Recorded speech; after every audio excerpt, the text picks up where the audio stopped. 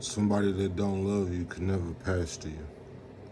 Somebody that don't love you can never be your shepherd. The Bible say in the end times that a man's enemies will be those of his own household. My question to you is that when you are placed in your position in the family in the house of God, will your enemies be those of your own household? We know that the word says that first the house of God will be clean when the cleaning crew comes to earth. So God, the Lord Jesus, gonna deal with the church first in the process of dealing with the world.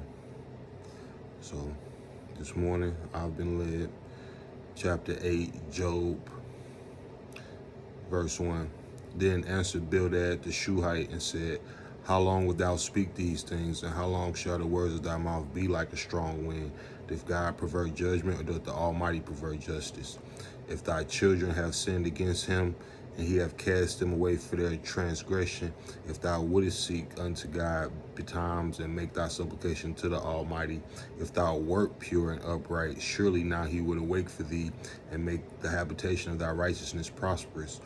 Though thy beginning was small, yet thy latter end should greatly increase. For inquire, I pray thee, of the former age, and prepare thyself to the search of their fathers. For we are but of yesterday, and know nothing, because our days upon earth are a shadow. Shall not they teach thee and tell thee, and utter words out of their heart? Can the rush grow up without mire?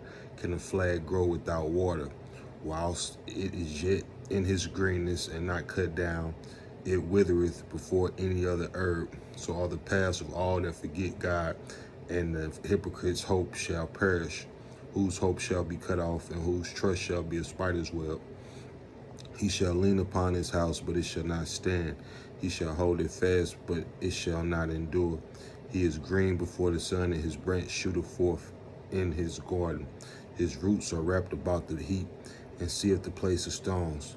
If he destroy him from his place, then it shall deny him, saying, I have not seen thee. Behold, this is the joy of his way, and out of the earth shall others grow. Behold, God will not cast away a perfect man, neither will he help the evildoers, till he fill thy mouth with laughing, and thy lips with rejoicing. They that hate thee shall be clothed with shame, and the dwelling place of the wicked shall come to thought. Then Job answered and said, I know it is so of a truth, but how should man be just with God? If he will contend with him, he cannot answer him one of 1,000. He is wise in heart and mighty in strength, who hath hardened himself against him and hath prospered, which removeth the mountains, and they know not, which overturneth them in his anger, which shaketh the earth out of her place, and the pillars thereof tremble, which commandeth the sun, and it riseth not, and sealeth up the stars, which alone spreadeth out the heavens, and treadeth upon the waves of the sea, which maketh Arcturus, Orion, and Pleiades, and the chambers of the south, which doeth great things past finding out, yea, and wonders without number. Lo, he goeth by me, and I see him not. He passeth on also, but I perceive him not. Behold, he taketh away, who can hinder him? Who will say unto him, who does that? If God will not withdraw his anger, the proud helpers do stoop under him. How much less shall I answer him, and choose out my words to reason with him? Whom, though I were righteous, yet would I not answer, but I would make supplication to my judge. If I had called and he had answered me, yet would I not believe that he had hearkened unto my voice. For he breaketh me with the tempest, and multiplieth my wounds without cause. He will not suffer me to take my breath, but filleth me with bitterness. If I speak of strength, lo, he is strong, and if of judgment, who shall set me a time to plead? If I justify myself, mine own mouth shall condemn me.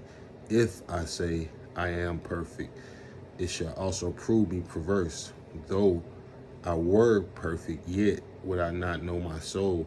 I would despise my life. This is one thing, therefore I said it. He destroyeth the perfect and the wicked.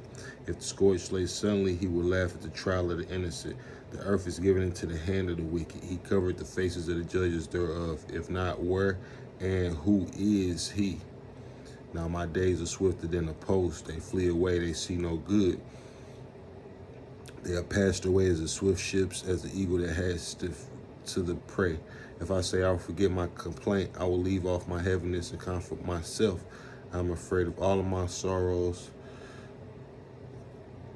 I know that thou shalt, Lord, I am afraid of all my sorrows. I know that thou wilt not hold me innocent. If I be wicked, why then labor I in vain? If I wash myself with snow water and make my hands never so clean, yet thou, Lord, yet shalt thou plunge me in a ditch, and my own clothes shall abhor me. For he is not a man as I am, that I should answer him, and we should come together in judgment. Neither is there any daysman betwixt us that may lay his hand upon us both. Let him take his rod away from me, and let not his fear terrify me. Then would I speak and not fear him. But it is not so with me. My soul is weary of my life. I will leave my complaint upon myself. I will speak in the bitterness of my soul. I will say unto God, do not condemn me. Show me wherefore thou contendest with me. Is it good unto thee that thou shouldest oppress, that thou shouldest despise the work of thine hands, and shine upon the counsel of the wicked? Hast thou eyes of flesh, or seest thou as a man seeth? Are thy days as the days of man, or thy years as man's days? That thou inquirest after mine iniquity, and searchest after my sin. Thou knowest that I am not wicked, and there is none that can deliver out of thine hand. Thine hands have made me and fashioned me together round about, yet thou dost destroy me. Remember, I beseech thee, that thou hast made me as the clay, and wilt thou bring me into dust again? Hast thou not poured me out as milk, and curdled me like cheese? Thou hast clothed me with skin and flesh, and hast fenced me with bones and sinews. Thou hast granted me life and favor, and thy visitation hath preserved my spirit. And these things hast thou hid in thine heart. I know that this is with thee. If I sin, then thou markest me, and thou wilt not acquit me from mine iniquity. If I be wicked, woe unto me, and if I be righteous, yet will I not lift up my head. I am full of confusion, therefore see thou mine affliction, for it increaseth. Thou huntest me as a fierce lion, and again thou showest thyself marvelous upon me. Thou renewest thy witnesses against me, and increasest thine indignation upon me. Changes in war are against me. Wherefore then hast thou brought me forth out of the womb? Oh, that I had given up the ghost, and no eye had seen me.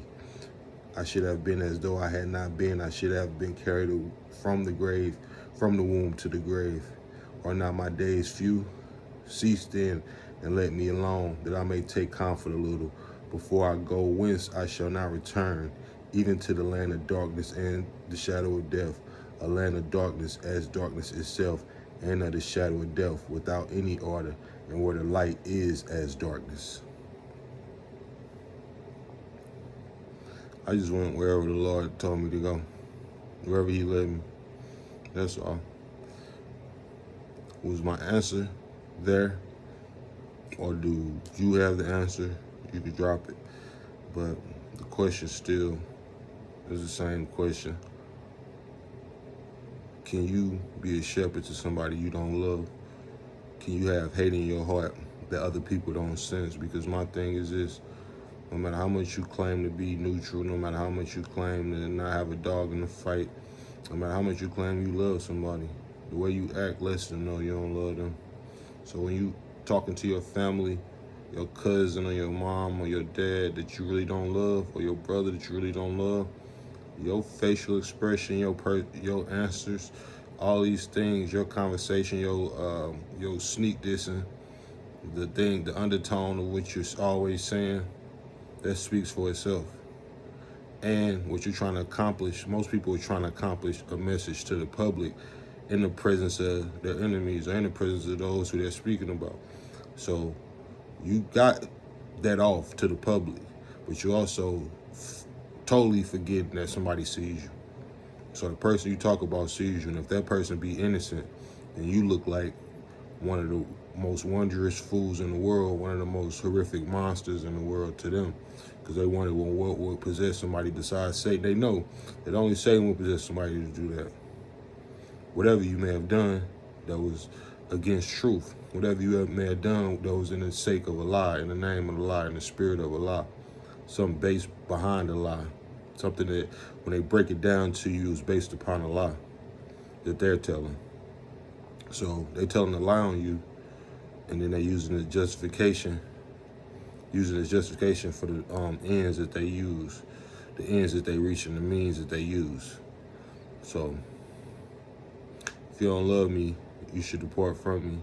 If you don't love me and I am misusing the word of God, go against me starkly until my death. Truly, you should go against me harshly, stand stoutly against me. You should stand firmly against me and challenge and defeat me, destroy me, if I am in any way disrespecting the Lord's word. But as far as the Lord's word, we just spoke from Job chapter 8 through about 8 through 10. And that was what God wanted me to do, apparently, because that's where he took me. So I don't think it's time for y'all to disrespect me. I don't think it's time to, I think it's a different time.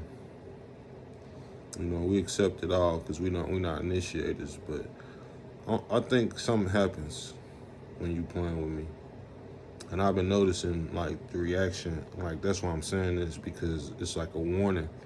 Because I'm saying I've seen people play with me before recently, and in the last few years, like,